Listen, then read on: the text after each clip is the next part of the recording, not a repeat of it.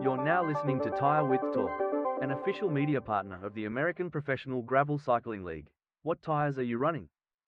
Valley of Tears, huh? Yeah, I heard the name isn't woke. Yeah, they'll probably have to do a name change within the next 5 years or so.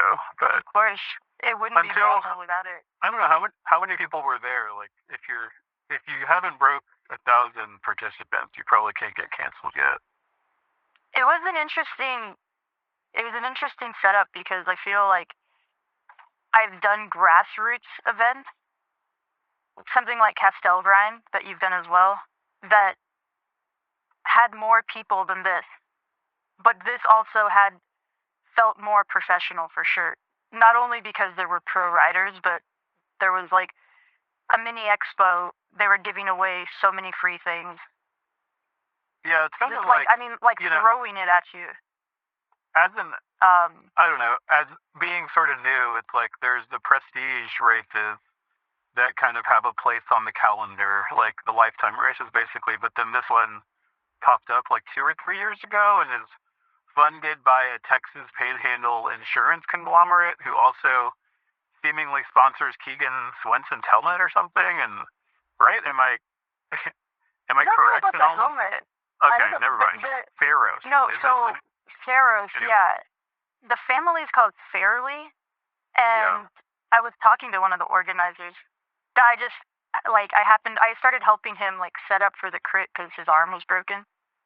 Super cool guy, but he was telling me that like it's this big family that's super into cycling, and one of the sons was like a pro cyclist for EF and racing the Vuelta.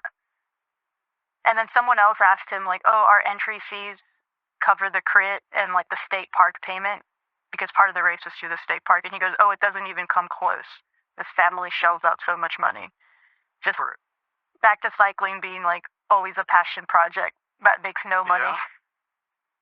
I mean, it's like, But the race, hey, as long as it's a cool, well-funded event, it's like I'm not arguing. But it's like just crazy because all of the like privateers come, right? Like basically everyone was there. I mean, not I don't know. everyone. I think it stacked. being early sets it up kind of weird in their schedule and the week before Mid South, but there are some big names. Obviously, like Keegan, Sophia, Fincy, Emily Newsom. I mean, whenever you see like a pas normal rider, you're just like, whoa. Like you're just like you think they're European or something, and they're not. Yeah, man. I mean, I don't know. It does seem like a pretty good event because they had the crit like on the day that all the normies showed up or something. Like a pre-event where Yeah, I feel like the true blue normies show up the morning of for packet pickup and like don't pre-ride and don't like they get in like Friday night or something, but and have no idea who we're talking about already. Like, exactly. These are the people that like have no idea that like pack up and leave before the pros come in, like those guys like head back home. You're saying they don't have the exclusive Finsty map kit, basically. They're just wearing their Greenway get-ups and happen to live within 100 miles or something. No, they're the pro like the team kits have not come in yet because everything was pretty muted. All that's filmed out is like the pas normal kit. But yeah, the crit was super cool. I mean, as someone that's only ever seen like local crits done by like deranged alcoholics, you know, like weekend warrior types. Yeah. This was like it was really cool to see the whole dirt crit. It's crazy I mean, like they were riding like beefier tires than they rode for the actual race. And like just like the speed people were taking corners was like insane crashes like right in front of like we just happened to be in a good corner. Yeah. Where like the line choice was I don't know, everything was kind of sketch. And so they were ramming into the barriers. It sounds interesting that as a race you got to actually see the really good people do an event in a contained area. So like the crit / festival setup of the hypothetical perfect gravel weekend versus just like the privateers right away and then you never see them again. and then they go home or something. Like a true spirit of gravel attempt, I'd say. Yeah, I mean that was the interesting thing. Just getting back to this feeling like the amount it felt like not a lot of people for what is a prestige event, which I think is why it was cool. Like I said, like Castell felt like it had more people. Like of the normies that showed up. But then there was the pro, like obviously the crit, and then there was like the pro men lined up and then the pro women lined up. So that like dichotomy of like grassroots but pro. I mean, I guess the idea is to make this like a big one, like a non-lifetime big one. And which a couple I mean, of the pros some I talked argue to were like, are the best. Some people argue are the best races. The Mid South, I guess. I don't know. People love that one still, and it's not a lifetime race. And then I don't know. You know, everyone has Traca fever this year. It seems like too. Just kidding. everyone, whenever you bring up Traca to people, they're just like, they always say like, no one did the real distance or something like that, and I don't even really know what that means. Like, there's a long one. It's like Unbound, like the XL, like the longest one. Like, only insane people do it, like not real pros, quote unquote. That's what I always hear when people mention Traca. They're like, they didn't do the real distance, but I have no idea really what that means. I don't So know you're what saying I mean, not a lot of people kilometers. did Traca. Not a lot of people did Traca and Trail of Tears. That's what you're saying. Or Valley of Tears, my bad. Now you're getting even more unwoke. Yeah, I don't know. I don't know what the crossover is with Traca and Valley of Tears. But I do think even a 40-mile Valley of Tears is harder than Traca. That was the other story of Valley of Tears, is that everyone's race got shortened as the days got closer to Saturday, and then like on Saturday. That was I mean, when I keep up with races at home, right, like on Instagram, the ESPN of gravel, like Instagram stories, I just I want to know what's going on, and then there's multiple channels and you try to find out everyone's story. But like this one, when you're there, I think the conditions were so insane, like no one really cared. And then the pros race kept getting shortened as it was going on. They only ended up riding about 2 hours, like 40 something miles. I rode only like 5 miles less than the pro distance, I think. Crazy. And then their race they started in the town and then did one loop, and then they were gonna go through the finish line and do another loop, but the race got shortened and they took out that second loop, and so they crossed the finish line and it was over, but they didn't realize. The pro men, I think the pro women they had told, but Sophia was so far ahead that she rolled through it. That didn't matter, but yeah, the pro men like finished and they didn't realize. But I don't know how upset they were. Maybe this one is sort of like the story is more like the conditions than who actually won or something. Is the idea that I get. Do you know who actually won off the top of your head? No. Yeah, I don't. Really not. I know who won, and you don't know who won. No, I think it was Daxton Mock. Yeah, who is that guy? He's got a cool Gen Z name, but Yeah, he seems. I mean, I don't know. The irony I think is that based on this being a mega funded race, you could argue Daxton Mock is going to make more on this race than many people will make in the entire lifetime Grand Prix for winning this like weird fluke race. Like, it's kind of interesting. Like, good job, Daxton Mock. Yeah, I wonder where he came out in the crit, because they were giving preems for the crit. I don't know, like every other lap, $500, oh, interesting, something like that. I was in the true crit head corner that was like all the sketchy turns were being taken. Man, I can't believe we're talking gravel and you said preems in the same discussion. Like a truly innovative weekend, it sounds like. But the funny thing is there was a lot of like sarcasm in people's comments that were saying like, oh, it's like gravel's just discovering cyclocross. But I don't even understand that joke. Like, I mean, like that, if you want to take it as a criticism, because I don't understand how this dirt crit was in any way had anything to do with cyclocross. It was just a really short crit route on like unpaved, sketchy roads. It truly was like a gravel crit. Like it wasn't nothing to do with cyclocross. It was cool. I mean, you know, the women's race would have been cooler if there was more of them. Sophia rode away and almost lapped the entire field. I guess She maybe didn't the even theme look is dirty like either. That's what was cool. Like she really truly looked just like flying. It was neat to see. it's funny that like you actually have something to talk about with the pros because you watch something versus just like, yeah, they rode away before me in a mass start, but then like I don't know. It is interesting just being into the privateer scene, but also like if you make the effort to go to a race, you're just like not gonna interact with them because they're not at an expo, because they're too good to sit around at an expo the day before the race, because they might eat too much fiber and gain like half a pound or something. Hey, I gotta give it to Finn Steven. He was slamming those tortilla chips. Yeah, you I said had to like say something. I had to say something. Yeah, nothing like going to Turkey TX and running into Kerry Warner and Finsty eating tortilla chips and water. I did forget to ask Kerry Warner for a bike flights discount code. I need to do that. Yeah, I mean, I don't know, man. But yeah, it is. So this race, because it was just so insane, like the weather making it crazy. I mean, the course itself just felt leveled up from anything I've ever done. I only rode, so I signed up for the 50, and they took out the single track, which would have made it like 42 or something, I think. And then they shortened it further because the last 2 to 3 miles was just mud that no one was able to ride through except a couple of people I thought were essentially like on road tires. I don't know how they got to that point on road. I mean, like the sand was pretty wild in the beginning.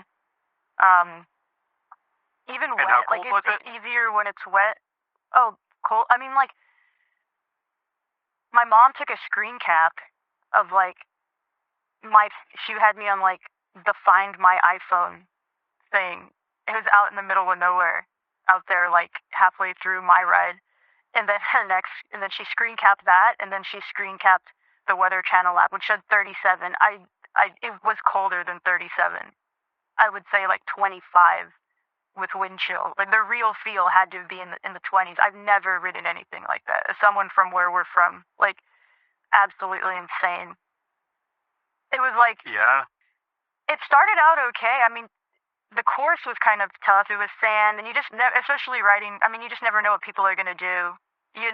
Obviously, you power through it. The more skilled you are, and the more power you have. But when you're just around all kinds of people, you have no idea what anyone's doing.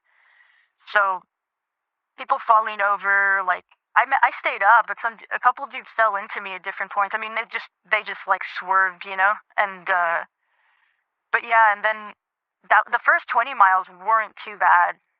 And then the last, like, 17, I guess, it ended up being for me, were like, it was just deteriorating more and more. And then just slowly, it was like, it would have been harder to stop. Like, the mud forced everyone to stop, but, like, it was becoming such a slog and, like, so crazy and getting so cold. It's like all you could do was actually ride, if that makes sense. Like, you just couldn't, your mind, like, wouldn't let you do anything else. It was just, like, ride and, like, try to stay warm, survive. Like, there was like an aid station out there of just people giving away coffee.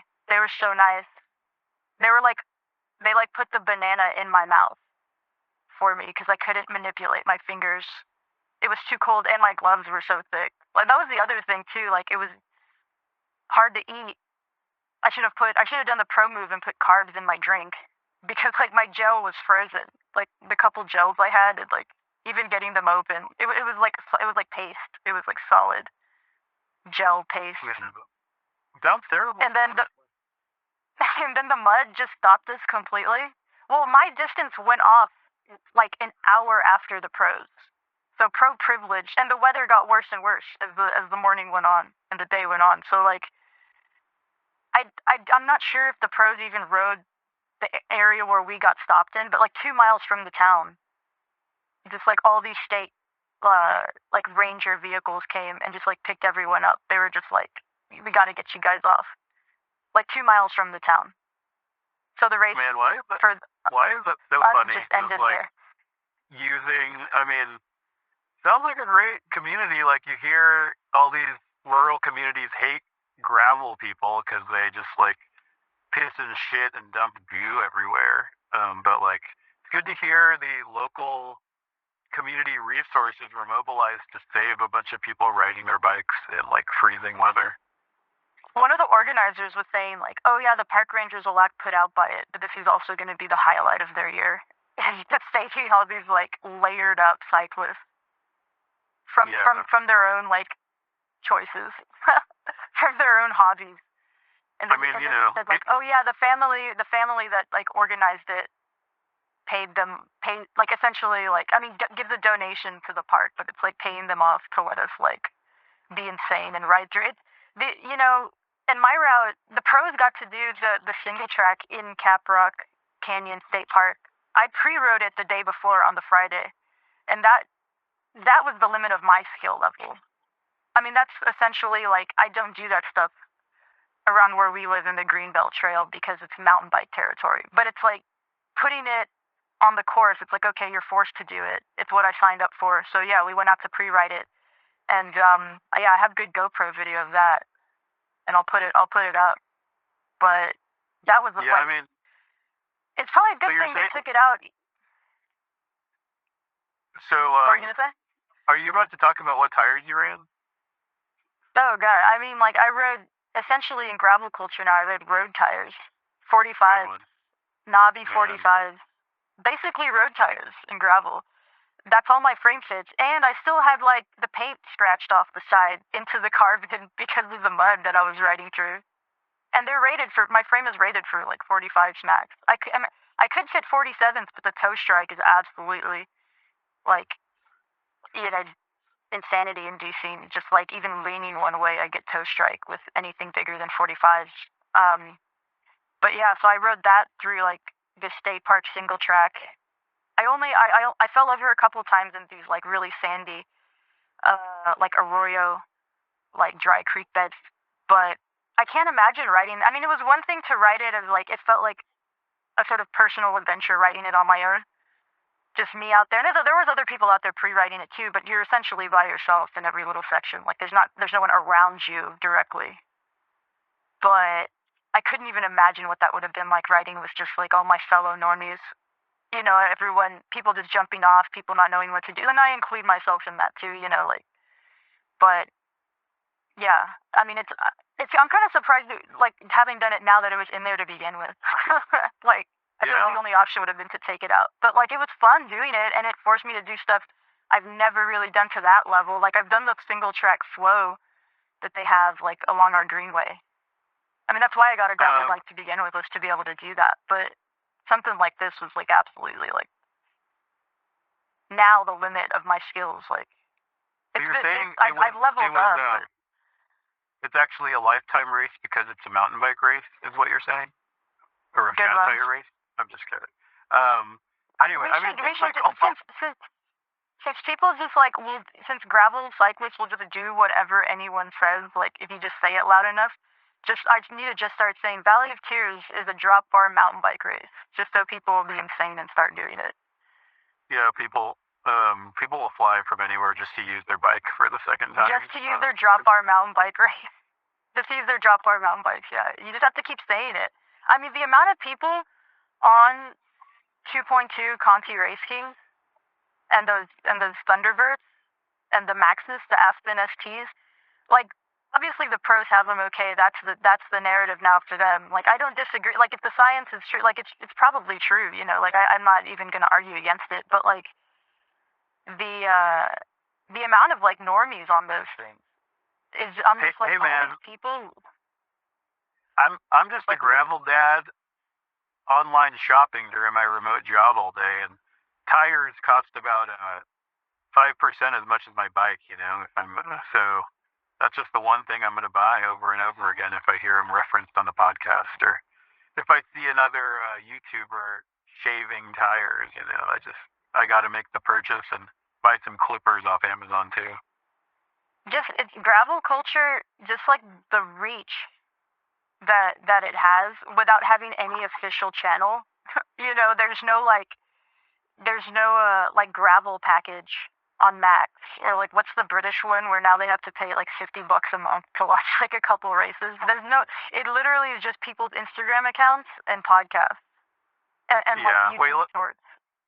that's a good transition. Let's wrap up Valley of Tears with what YouTubers were there. I feel this is just the intrigue of the race, why everyone is interested in it. Like, just it feels like everyone's there. I saw Justin McQuarrie uploading videos, and then you said you ran into more people. Like, Yeah. So I ran into Vince Sturwald and Carrie Werner, and then they put up a vlog, which is cool. They really like pop punk and emo. That's like the main takeaway from those guys. They really love their pop punk and emo. I think they're just trying to bring more Gen Z into gravel, so it's not just aging millennial dads and like Gen Xers on their last like days of fitness. We need the sport to get younger. We need more Daxton Mox, if you will. Yeah, the Michael Garrison. That's the guy who got second or third, and he wiped out hard in the crit. But it's like, I mean, he was taking like edgy lines. Like, I don't know the terminology. He was taking like lines where he was like, he wanted it. You know when they say people want it more, he wanted it, and he was taking some badass lines. We're here just to share the privateer wealth with Gen Z privateers, and not like, that narrative. But yeah, I mean, just crazy. I'm interested to see what Ben Delaney says about it, because he always like uploads a video like 2 months after an event, but it's a great like title, like the coldest race in Texas, and it's like, oh yeah, no, Ben Delaney was there, ran into him. I was there with my dad, of course, so I had to like, and he's a shy guy, but I had to be like, Dad, meet Ben Delaney, and Ben Delaney and I have a mutual friend in one of the velo riders who's like used to be my neighbor that I know. I don't know if I should like shout him out, but yeah. And then Jesse McQuarrie uploaded the crit. I don't know if he's uploaded the actual race yet. I mean, my GoPro video, half of it is useless because there's just ice over the camera. So I don't know like if something similar is going on with his. Hopefully not, because I really want to see what the pros going through the sand. I mean, like, as far as like praying, YouTuber content, it's like since I was there, I went through some of the hard parts. The day before I did the single track on my own, and then riding through the limestone pit. All the normies basically everyone around was walking. I've seen pictures of them riding through it and some like stylized slow-mo video from Vincey's vlog. But it's like, I would like to see what that looked like. According to Sophia's Instagram caption, she attacks through there. Like, that kind of blows my mind. I'd love to see that.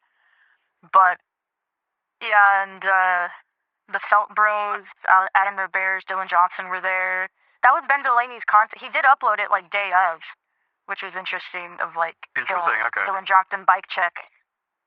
Oh yeah, I forgot about that one. Yeah.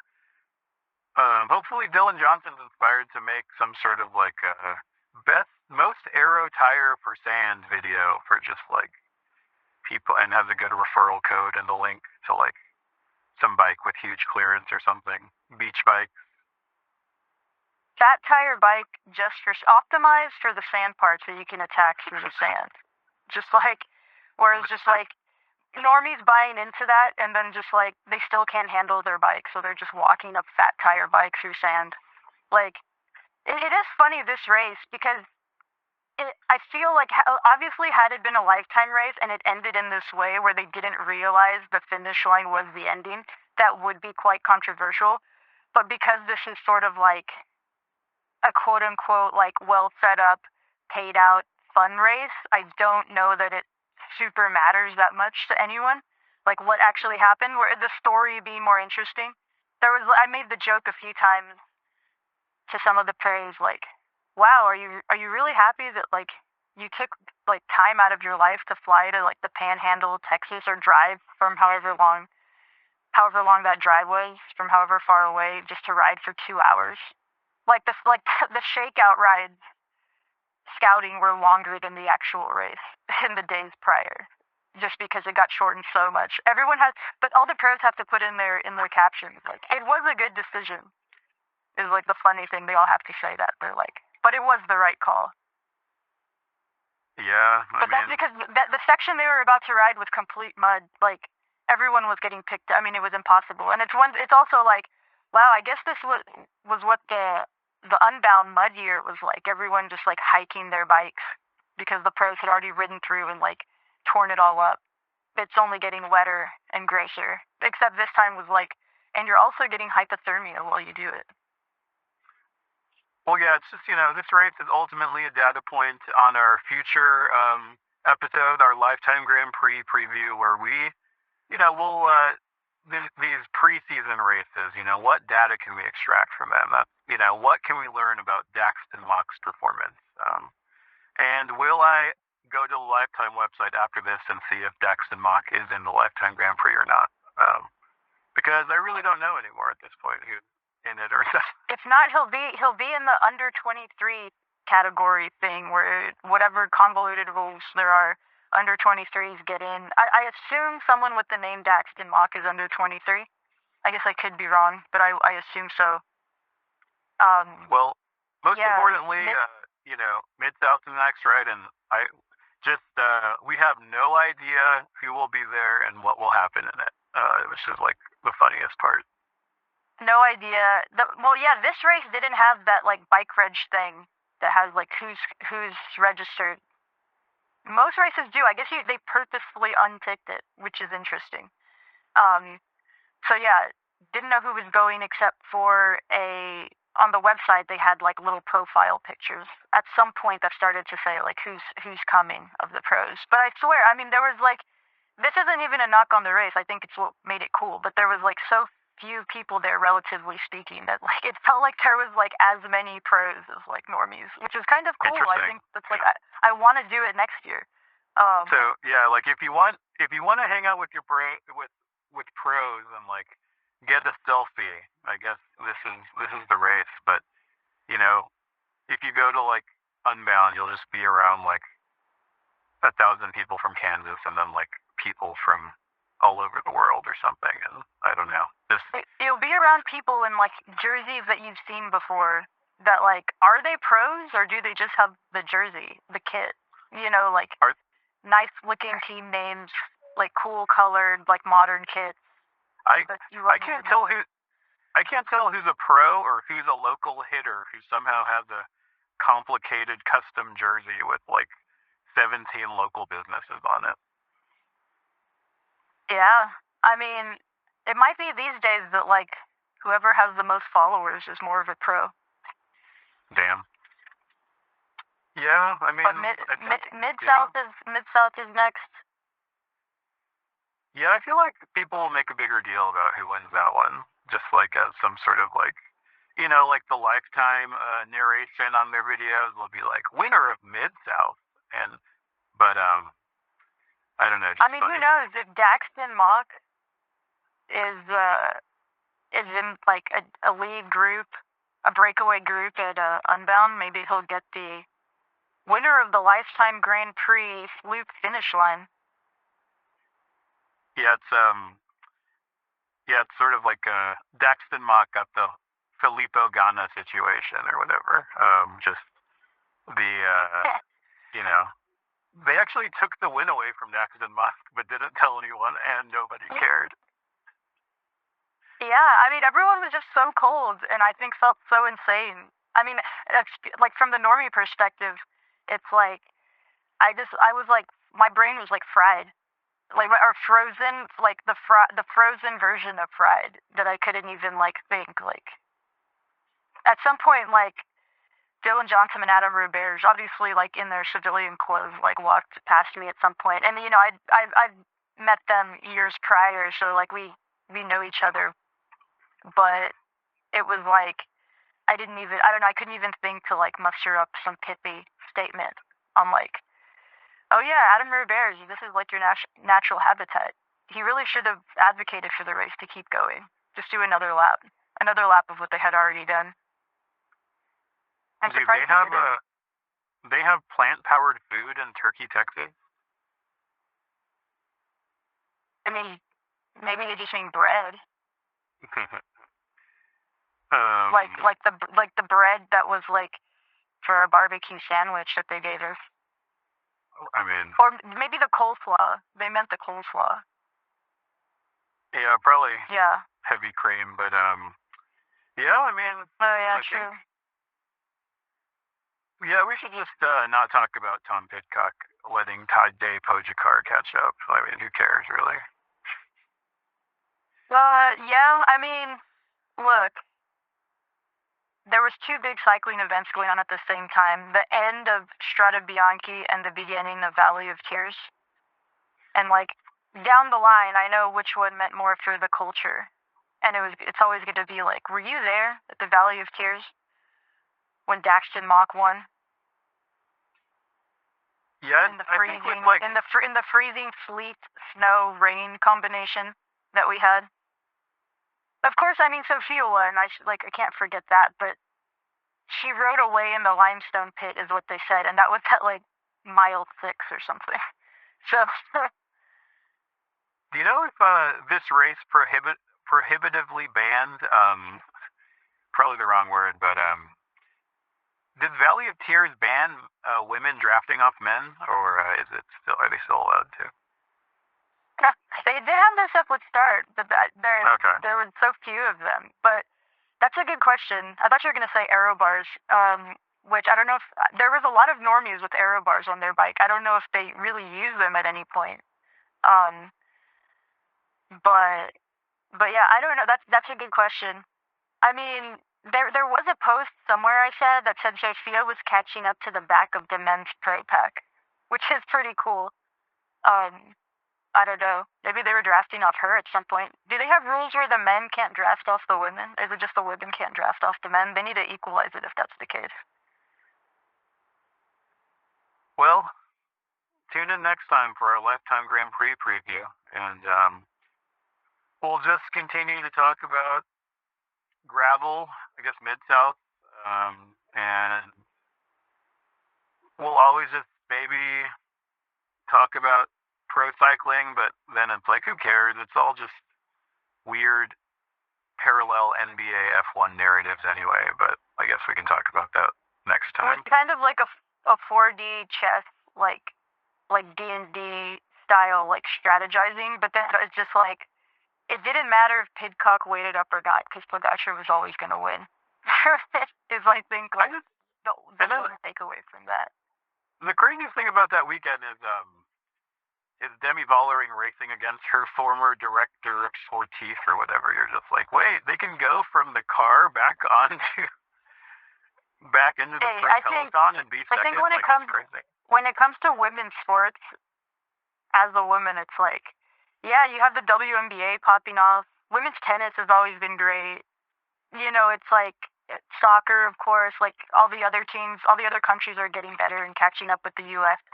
But I really think women's cycling is like, to me, nothing is more like, not even as a cyclist, but just watching. It's just like the narratives, like, or the week before that Belgian, whatever it's called, race, where like a breakaway of like semi-pros won because the women's main peloton like all hates each other and didn't want to pull for anyone. So like these two Conti team women won, which is like cool. You know, they went 1-2, but it's like, yeah. Well, but yeah, that is the narrative. I already know you're a huge women's cycling fan because you have a Paige Onweiler poster in your room. Oh yeah. I mean, I was trying to get her to come to Valley of Tears, and now that she's on map, I guess I'm gonna get her map kit, you know, the jersey. I just need to get more people to send me their discount codes, like I used to get my mom a pair of the gray bibs, so I can get my like $300 Paige Onweiler jersey for like $275 with a discount code or something. Unless they do one of those Strava challenges again, then I can get like. I don't know if those discount codes actually work. I feel like they might not. Like they say it's like $75 off, but then of course you have to spend $500. But like even then, do they work? I don't know. Why is Gravel just talking about tires and discount codes? But I gotta go back to work. I'll see you. Yeah, later. This is the conclusion of Tire Width Talk. Follow Holy Spirit of Gravel on Instagram for podcast updates and your favorite deep-cut American-centric gravel memes.